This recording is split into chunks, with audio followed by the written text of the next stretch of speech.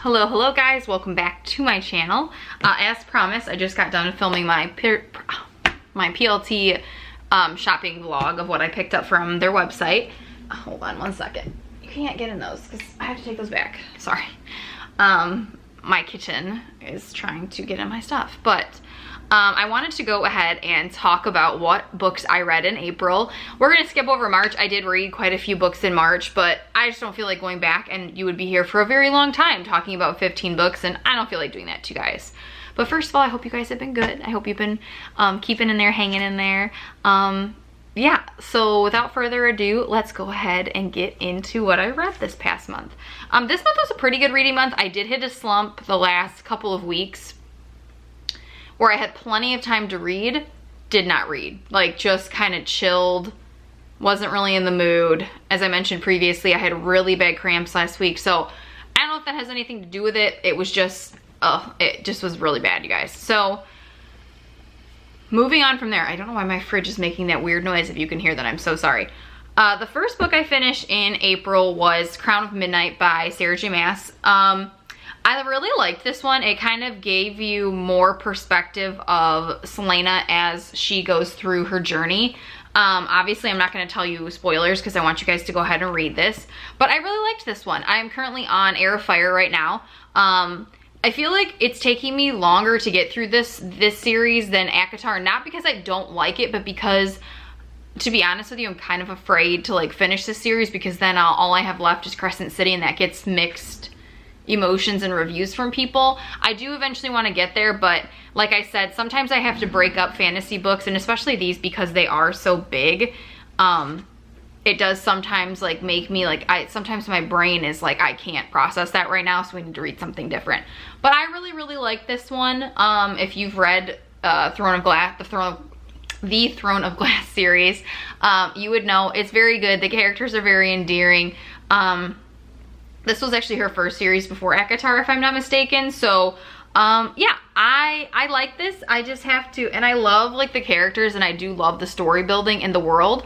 It just, sometimes I have to really be in the mood to read it, and I'm a very big mood reader, and sometimes I'm just not in the mood. But I am really curious to get back to this, because I have been seeing some like, for the, oh yeah, and Happy Tortured Poets department, guys. I totally glossed over that. You'll have to let me know your favorite song in the comments below, but if you're a Swiftie. If you're not, then that's cool too. But there was a couple of songs, like I Can Do It With a Broken Heart is used for her a lot, and I was like, facts, that makes sense. But yeah, I really like this, and I think it's a great book, so you guys should definitely pick it up and start reading the Throne of Glass series if you haven't already. Next up, Holly Jackson is one of my favorite authors. I've gone on and on about her. A Good Girl's Guide to Murder series. I got it the first time that time. It's one of my favorites. I love it. It's very good. That being said, Five Survive was not my favorite. I know I talked about that in a previous video. It's not bad. It's just not my fave. But this month she released, well, in April she released The Reappearance of Rachel Price. So I went ahead and pre-ordered this and got it through Amazon. A couple things that I would like to say is I do love her covers. Her covers are life. She always does a very good job. I found this at times to be a little bit long, and not, some of it was just a little, I don't want to say boring, but it was almost monotonous. Like there was like stuff that like I feel like could have been left out that didn't really need to be in here for us to understand the plot and like the thriller of everything going on. Yeah, not my favorite one by her. I do still really love her, and I'm very excited for the A Good Girl's Guide to Murder is going to actually be a TV show, and I'm really excited to watch that. I cannot wait, because they hold a Pip and Robbie hold a very big special place in my heart. But it's not that I don't love the character Belle in this, it just, she wasn't my favorite. It was kind of like the same vibes I had for Five Survive. I might like Five Survive more than this one, to be quite frank with you, but it's still worth a read if you like Holly Jackson. If you like thrillers, definitely go ahead and pick this up. It has some nice plot twists in it. But yeah, overall, was it my favorite by her? No, definitely not. Moving on, I don't want to do that one yet. Okay, this one was kind of one of my more disappointing reads, which sucked because I had such high expectations for it, and I'm so sad that it wasn't as good as I thought it was going to be. And that is The Fury by Alex Michaelides. I'm sure I butchered his name, Alex Michaelides. I really thought that it was going to be a little bit more, I don't know, Agatha Christie-esque, because that's kind of how it was described to me by reading the cover and everything. And it's one of those ones where it's like you're questioning everybody. You're like, who do I trust? Like, do I trust the narrator? Do I not trust the narrator? It also felt like a little bit rushed. I did like the plot. It's set in Greece, so that's kind of cool. And basically they're all on this island and a murder occurs. I'm not going to tell you who because that would give away a major plot point. But it's not my favorite. I feel like it was just kind of lacking. It's just not, and I'm kind of like a snob when it comes to thrillers. If it's not really picking up, or it's not, you know, kind of that murder, I don't want to say murder mystery because it doesn't always have to be that, but I really love like Harlan Coben's type stuff. And so I don't know, I feel like if it's not that his always like leaves me wanting more, this just like in a good way, this just left me wanting more, and like and then I kind of was getting annoyed and I just wanted to be done with it, to be honest with you. So it was kind of the biggest flop, I would say, for the month. Just not really my vibe. I'm really sad because I thought that it was going to be so much better than it was, and it just felt really flat for me. Moving on. So The Cheat Sheet is one of my favorite books by Sarah Adams, and so this month that she had come out with The Rule Book, which is a corresponding novel to that. And I was a little bit skeptical because I did not like, I think I read Practice Makes Perfect last year. Yeah, that was the one I read. Wasn't in love with it. So I was like, oh, I'm not sure I'm gonna like this. I'm a little bit worried. So I did read this, and it was, what was I gonna say? This was actually pretty good. I did like this. It does have like a little bit of listy stuff, but it was like kind of a cute little rom-com. Like if you're really in the mood for that and like a nice easy read, I love Sarah Adams books for that.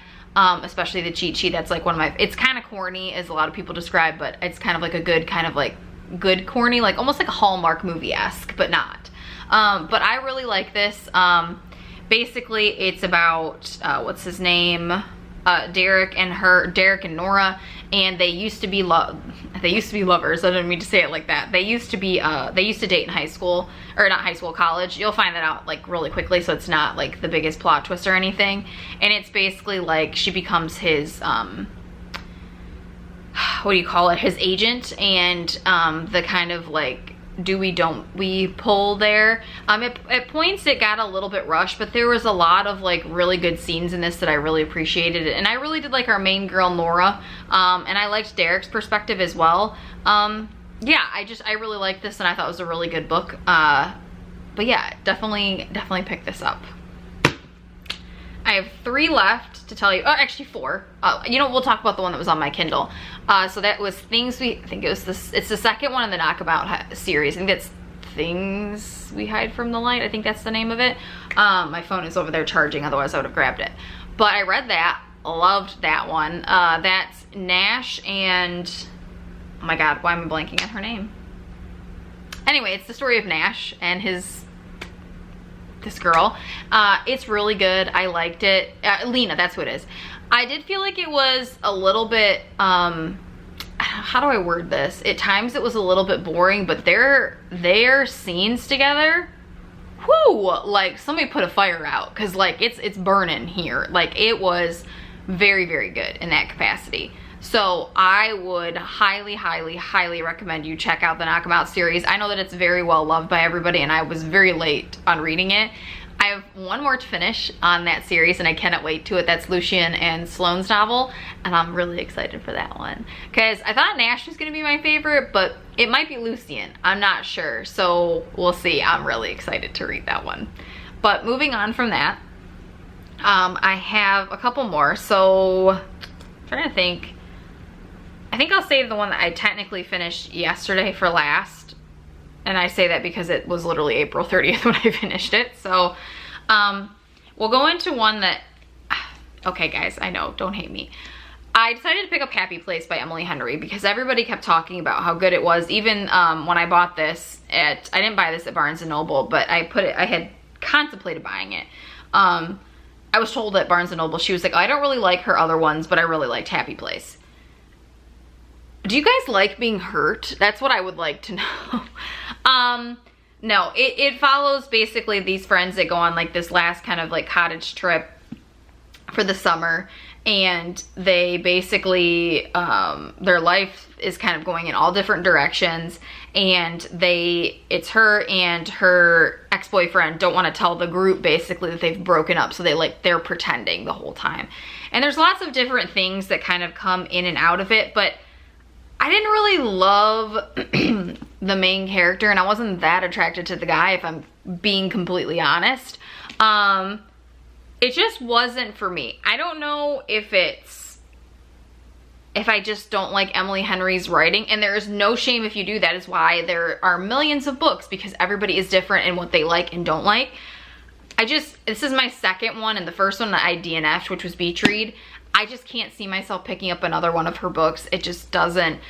It's not that I have to have like tons and tons and tons of romance. It's just that to me,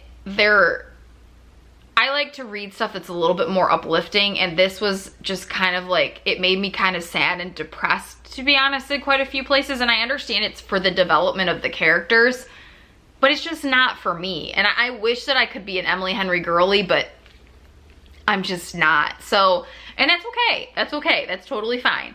But yeah, this was kind of a flop for me. I didn't dislike it, but I really wanted to finish it, like, and not in a good way, like in a, I just want it to be over kind of way. So moving on to more positive things. Like I said, I recently watched all of, I think that's season 5 that Molly May and Tommy are on Love Island. And so I decided to pick up her book. Obviously, I didn't even know she had a book because I had been following her on Instagram for a while, but like way after her book and everything had come out. So, but I will show you well, I'll just show you the book. Also, I thought I got this in hardcover and I didn't, and it's kind of annoying because it's very like I don't like the way that it's structured in the paperback. So I probably will order it in hardcover because I do want to keep it. I like to read books like that. I have like Jay Shetty's Think Like a Monk. I think is it on here? No, it's in my closet, that I need to finish. Like, I do like occasionally dipping my toes outside of it and reading different things, you know, kind of more about people's life and stuff like that. So, I do like it. I do love, how it has like all of like little pictures and snippets from her Instagram in it, how she kind of got her start and became Molly May, and then her journey on Love Island and off of Love Island. She also has some stuff that she talks about in there with her endometriosis and a bunch of other things that go on with her and her dynamic and her and Tommy's dynamic. So I did really like that. I like to learn how she grew up. It was the audio book that's on Spotify is narrated by her. The only thing I'm not going to give this a rating because I don't really like to rate these. I think I marked that I read this in Goodreads. I'm not 100%, I need to look. But it is very like how she speaks. So if you're not really into that, I don't know how much you're going to enjoy like the story of her, but I found it very interesting and I liked listening to her talk and tell me things.